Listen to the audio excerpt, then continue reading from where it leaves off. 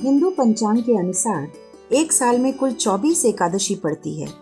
इन्हीं में से एक है विजया एकादशी, जो फाल्गुन महीने के कृष्ण पक्ष में आती है।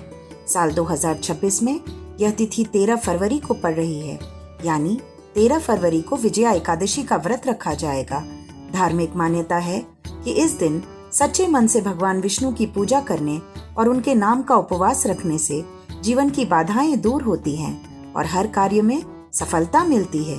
एकादशी तिथि का प्रारंभ 12 फरवरी 2026 को दोपहर 12:22 पर हो गया है और इसका समापन 13 फरवरी 2026 को दोपहर 2:25 पर होगा। उदया तिथि को ध्यान में रखते हुए एकादशी का व्रत 13 फरवरी को ही रखा जाएगा। वहीं व्रत का पारण 14 फरवरी 2026 को सुबह 7 बजे से 9 बजे के बीच किया जाएगा। व्रत से एक दिन पहले पवित्र स्थान पर वेदी बनाकर 7 प्रकार के अनाज रखें और उस पर कलश स्थापित करें। एकादशी के दिन सुबह स्नान कर व्रत का संकल्प लें। कलश में पंचपल्लव रखकर भगवान विष्णु की मूर्ति स्थापित करें। धूप, दीप, चंदन, फल, फूल, मिठाई और तुलसी से पूजा करें। पूजा के बाद व्रत कथा जरूर पढ़ें। मान्यताओं के अनुसार कथा के बिना विजया एकादशी की पूजा अधूरी रहती है। अगले दिन पूजा के बाद दान दक्षिणा देकर व्रत का पारण करें।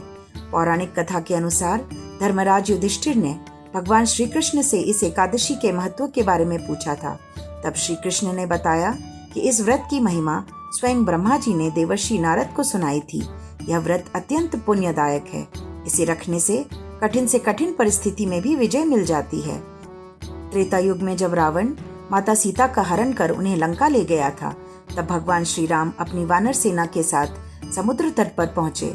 सामने विशाल समुद्र था जिसे पार करना असंभव लग रहा था। तब लक्ष्मण जी ने पास ही के एक महान ऋषि के आश्रम में जाकर मार्गदर्शन लेने का सुझाव दिया।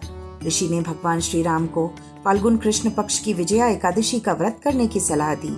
उन्होंने बताया कि इस व्रत के प्रभाव से हर कठिनाई दूर हो सकती है। ऋषि के कहे अनुसार श्री राम ने अपनी सेना के साथ पूरी श्रद्धा और विधि विधान से यह व्रत किया। व्रत के पुण्य प्रभाव से समुद्र पार करने का मार्ग प्रशस्त हुआ और अंत में उन्होंने रावण पर विजय प्राप्त कर माता सीता को वापस पाया। इसी कारण इसे विजया एकादशी कहा जाता है। पूजा की विधि विस्तृत वीडियो में समझा दी गई है। आप उसे अवश्य देख लीजिएगा, क्योंकि इसकी पूजा विधि अन्य एकादशियों से अलग है।